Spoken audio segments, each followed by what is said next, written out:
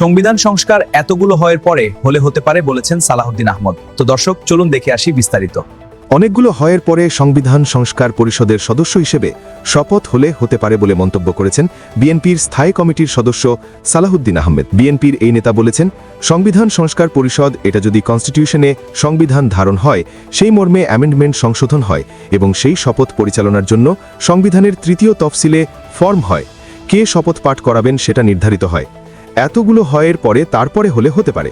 আজ সোমবার দুপুরে রাজধানীর গুলশানে বিএনপির চেয়ারম্যানের রাজনৈতিক কার্যালয়ের সামনে সাংবাদিকদের প্রশ্নের জবাবে কথাগুলো বলেন সালাহউদ্দিন আহমেদ। ত্রয়োদশ জাতীয় সংসদ নির্বাচনে নির্বাচিত প্রতিনিধিরা আগামীকাল মঙ্গলবার সংসদ সদস্য এমপি হিসেবে শপথ নেবেন।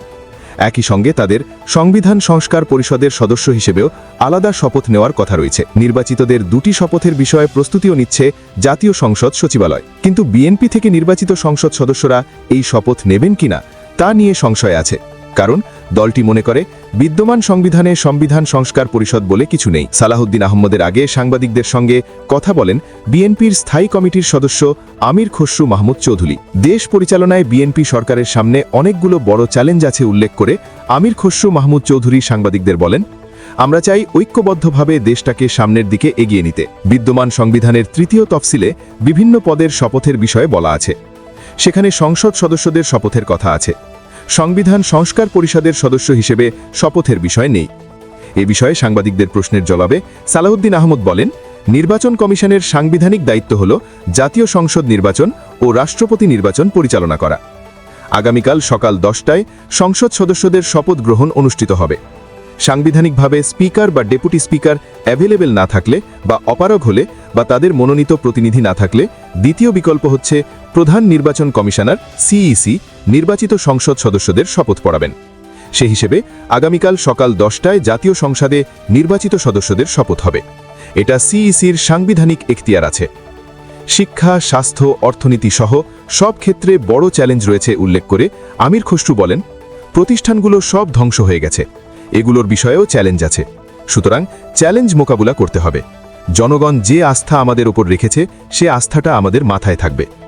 এদিকে আবার জুলাই জাতীয় সনদে অবশেষে সই করতে যাচ্ছে জাতীয় নাগরিক পার্টি এনসিপি। সনদে সই করার জন্য আজ সোমবার সন্ধ্যা 6টায় দলটির আহ্বায়ক নাহিদ ইসলাম ও সদস্য সচিব আখতার হোসেনের নেতৃত্বে 6 সদস্যের একটি প্রতিনিধি দল প্রধান উপদেষ্টা অধ্যাপক মোহাম্মদ ইউনুসের বাসভবন যমুনায় যাবে। আজ বেলা 1:15টার পর এনসিপির পক্ষ থেকে গণমাধ্যমে পাঠানো এক বার্তায় এই তথ্য জানানো হয়।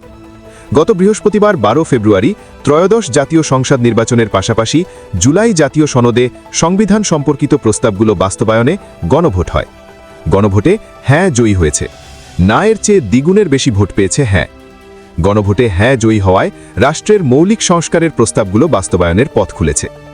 গণভোটে হ্যাঁ জয়ী হওয়ার পর এখন জুলাই জাতীয় সনদে সই করতে যাচ্ছে জুলাই গণ অভ্যুত্থানে আওয়ামী লীগ সরকারের পতনের পর 2024 সালের 8 আগস্ট অধ্যাপক মোহাম্মদ ইউনুসের নেতৃত্বাধীন অন্তর্বর্তী সরকার দায়িত্ব নেয়। এরপর সরকার রাষ্ট্রের বিভিন্ন ক্ষেত্রে সংস্কারের অঙ্গীকার করে। এ লক্ষ্যে 2024 সালের অক্টোবরের প্রথম সপ্তাহে সংবিধান, নির্বাচন ব্যবস্থা, বিচার বিভাগ, দুর্নীতি দমন কমিশন, পুলিশ ও জনপ্রশাসন সংস্কার কমিশন গঠন করে। এরপর আরও কয়েকটি খাতে সংস্কারের সুপারিশ করতে কমিশন করা হয়। প্রথমে গঠন করা 6টি সংস্কার কমিশনের সুপারিশগুলোর মধ্যে 166টিকে গুরুত্বপূর্ণ হিসেবে চিহ্নিত করা হয়। এগুলো নিয়ে রাজনৈতিক দলগুলোর সঙ্গে ঐক্যমত্য তৈরির লক্ষ্যে গত বছরের 15 ফেব্রুয়ারি থেকে জাতীয় ঐক্যমত্য কমিশনের কার্যক্রম শুরু হয়।